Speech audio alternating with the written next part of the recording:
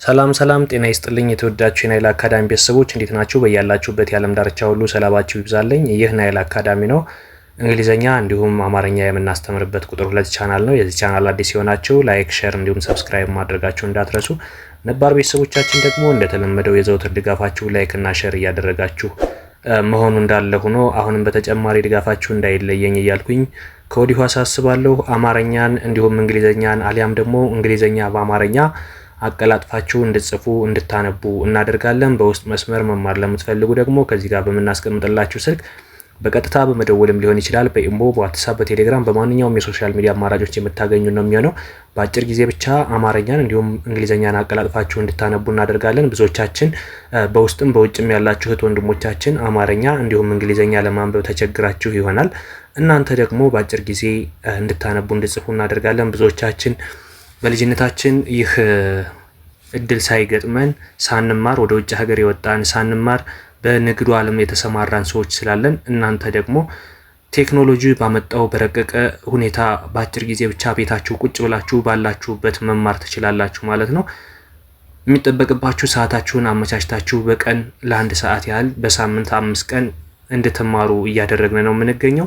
በያላችሁበት ቦታ ሆናችሁ በኦንላይን እናስተምራለን። እናንተ ደግሞ ሰዓታችሁና ጊዜያችሁን አመቻችታችሁ ብቻ አማርኛን እንዲሁም እንግሊዘኛን አሊያም ደግሞ እንግሊዘኛ በአማርኛ እንዴት አድርገን ማንበብ መጻፍ እንችላለን ብላችሁ ስትቸገሩ የነበራችሁ እህት ወንድሞቻችን ያው ከች ብለናል። እናንተ የሚጠበቅባችሁ ባላችሁበት ቦታ ቁጭ ብላችሁ ስልካችሁን ብቻ በመጠቀም በአጭር ጊዜ እንድትጽፉ እንድታነቡ እናደርጋለን። ከዚህ ጋር በመናስቀምጥላችሁ ስልክ በቀጥታ ደውሉልን፣ አሊያም ደግሞ በኢሞ፣ በዋትስአፕ፣ በቴሌግራም ሃይ ሃሎ በሉን። በአጭር ጊዜ ብቻ አማርኛን እንዲሁም እንግሊዘኛን እንድትጽፉ እንድታነቡ እንዲሁም ማውራት እንድትችሉ እናደርጋለን ማለት ነው። ዛሬ ይዤላችሁ የመጣሁት ደግሞ ከዚህ ጋር እንደምታዩት የእንግሊዘኛ ቃላት ትርጉም በአማርኛ ነው የሚለው። እያንዳንዱን እንግሊዘኛ ትርጉሙንና እንዲሁም ደግሞ የአማርኛ ትርጉሙን በእንግሊዘኛ ፊደላት እንዴት አድርገን ማንበብና መጻፍ እንችላለን የሚለውን ረጋ ብለን የምናይ ነው የሚሆነው። አብራችሁኝ ቆዩ። ከዚህ ጋር እንደምታዩት ምንድን ነው የሚለው? I have no idea እኔ እንጃ አላቅም፣ ምንም ሀሳብ የለኝም ማለት ነው። I have no idea ማለት እኔ እንጃ አላቅም ወይም ምንም ሀሳብ የለኝም፣ ምንም አይዲያ የለኝም ማለት ነው። ስለዚህ ይህንን ደግሞ የአማርኛ ፊደላት ድምጸቱን ተጠቅመን ግን በእንግሊዘኛ ፊደላት እንዴት አድርገን እንጽፋለን? ስንል ኢ ማለታችን ነው። ነ ስንል ደግሞ ኤንኢ ማለታችን ነው። ጃ ስንል ደግሞ ጂኤ ማለታችን ነው።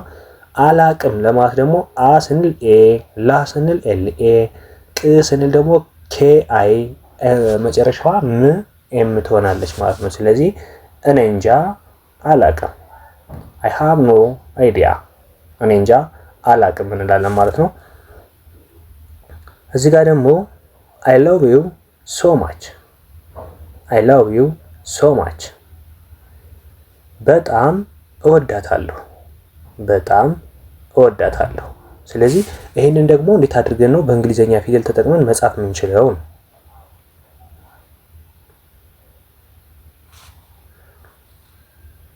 እዚህ ጋር በጣም ለማለት በስንል ቢኢ፣ ጣ ስንል ቲኤ፣ ኤም ስንል ደግሞ ኤም ይሆናል። ስለዚህ በጣም ይላል ማለት ነው። ይሄ በጣም እወዳታለሁ ለማለት ደግሞ ስንል ኢ ይሆናል። ወ ስንል ደብሊው ኦ ወይም ደብሊው ኢ ይሆናል። ዳ ስንል ደግሞ ዲኤ ይሆናል።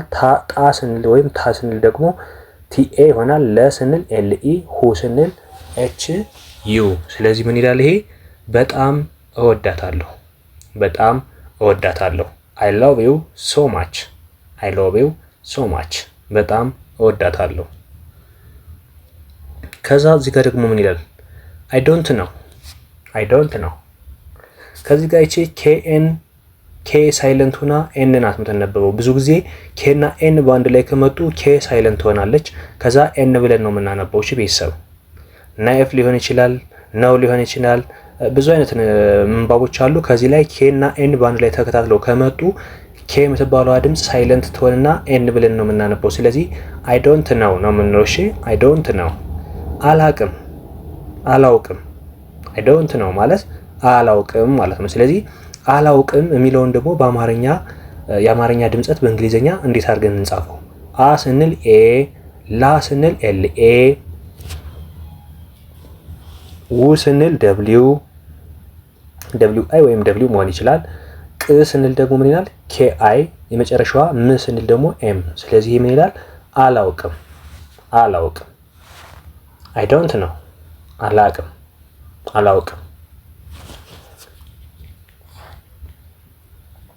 have a nice day መልካም ቀን። ከዚህ ጋር መልካም ቀን ብለን ለመጻፍ በእንግሊዘኛ ፊደል እንዴት ነው የምናደርገው? መ ስንል ኤም ኤ፣ ል ስንል ኤል አይ፣ ኬ ኤ ስንል ካ ማለታችን ነው። ኤም ስንል ደግሞ ም ማለታችን ነው። ስለዚህ ምን ይላል? መልካም ቀን ለማለት ደግሞ ኬ ኢ ኤን ማለት ነው። ቀ ስንል ኬ ኢ ነው። ን ስንል ደግሞ ኤን ማለት ነው። ስለዚህ ይሄ በአንድ ላይ ምን ይላል? መልካም ቀን። ሃቭ ኤ ናይስ ዳይ መልካም ቀን። ከዚህ ጋር ደግሞ ምን ይላል? አይ ላይክ ሙዚክ ትርጉሙ ምን ይላል በአማርኛ? እዚህ ጋር በሙሉ የምታዩዋቸው በአማርኛ የተጻፉ የእንግሊዘኛ ትርጉሞች ናቸው። እነዚህ እንግሊዘኛ ናቸው፣ እነዚህ ደግሞ የአማርኛ ትርጉሞች ናቸው። እነዚህ ደግሞ እንግሊዘኛ በአማርኛ የተጻፉ ናቸው ማለት ነው። ስለዚህ ከዚህ ጋር አይ ላይክ ሙዚቃ እወዳለሁ ማለት ነው። ሙዚቃ እወዳለሁ። ከዚህ ጋር ደግሞ በእንግሊዘኛ ፊደል ሙዚቃ እወዳለሁ ለማለት ኤም ዩ ሙ፣ ኤስ አይ ዚ ወይም ሲ፣ ሲ ከዛ ኬኤ ቃ ሙዚቃ እወዳለሁ። እ ስንል ኢ፣ ወ ስንል ደብሊው ኢ፣ ዳ ስንል ዲኤ፣ ለ ስንል ኤልኢ፣ ሁ ስንል ኤች ዩ። ስለዚህ ምን ይላል? ሙዚቃ እወዳለሁ። ከዚህ ጋር ደግሞ ምንድነው የሚለው? ዋት ዱ ዩ ሃቭ ምን አለህ ሳይሆን ምን አለህ ነው። እሺ ምን አለህ? ገንዘብ ሊሆን ይችላል፣ ንብረት ሊሆን ይችላል፣ ማንኛውም ነገር ምን አለህ ማለት የተፈለገው ምን አለህ ሳይሆን ምን አለህ ነው። እሺ ጠበቃ አድርገን ነው የምናነበው። ከዛ እዚህ ጋር ምን አለህ ለማለት ደግሞ ኤም አይ ስንል ም፣ እዛ ን ስንል ደግሞ ኤን። ምን አለህ ለማለት ደግሞ ኤ በአ ትወከላለች፣ ኤልኢ በለ ትወከላለች፣ ህ በኤች ትወከላለች። ስለዚህ ምን አለህ እንላለን ማለት ነው።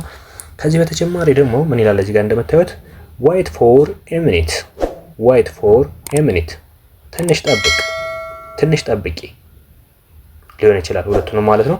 ስለዚህ ትንሽ ለማለት ደግሞ ምንድነው የምንለው? ት ስንል ቲ አይ፣ ን ስንል ኤን አይ፣ ሽ ስንል ኤስ ኤች። ይሄ ምን ይላል? ትንሽ ማለት ነው። ትንሽ። ከዛ ጠብቅ ለማለት ደግሞ ቲኢ ማለት ጠ ማለት ነው። ብ ማለት ደግሞ ቢአይ ማለት ነው። ቅ ማለት ደግሞ ኬ ማለት ነው። ስለዚህ ትንሽ ጠብቅ።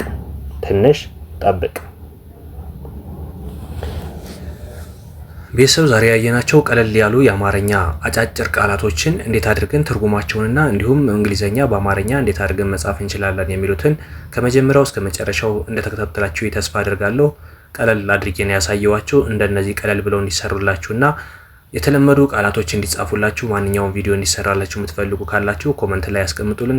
ከዚህ በተጨማሪ ደግሞ ይህ ቪዲዮ የሚደርሳችሁ ሁሉ በድጋሚ ላይክ እና ሼር እንዲሁም ሰብስክራይብ እያደረጋችሁ ቤተሰብ ሁኑ። ነባር ቤተሰቦቻችን እንደተለመደው ላይክ እና ሼር እንዲሁም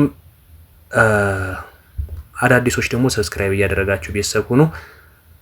በውስጥ መስመር መማር ለምትፈልጉ ደግሞ ከዚህ ጋር በመናስቀምጥላችሁ በቀጥታ ስልክ በመደወልም ሊሆን ይችላል። በኢሞ፣ በዋትስአፕ፣ በቴሌግራም በማንኛውም የሶሻል ሚዲያ አማራጮች የምታገኙ ነው የሚሆነው።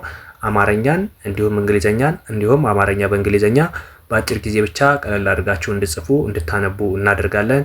አብራችሁኝ ስለነበራችሁ ከልብ እያመሰገንኩ በሌላ ክላስ እስከምንገናኝ ደግሞ እናንተ የዘወትር ድጋፋችሁ ሼር እና ላይክ ማድረጋችሁን አትርሱ። ቪዲዮውን እስከ መጨረሻ ተመልከቱ። በሌላ ክላስ እንገናኛለን። መልካም ጊዜ ይሆንላችሁ።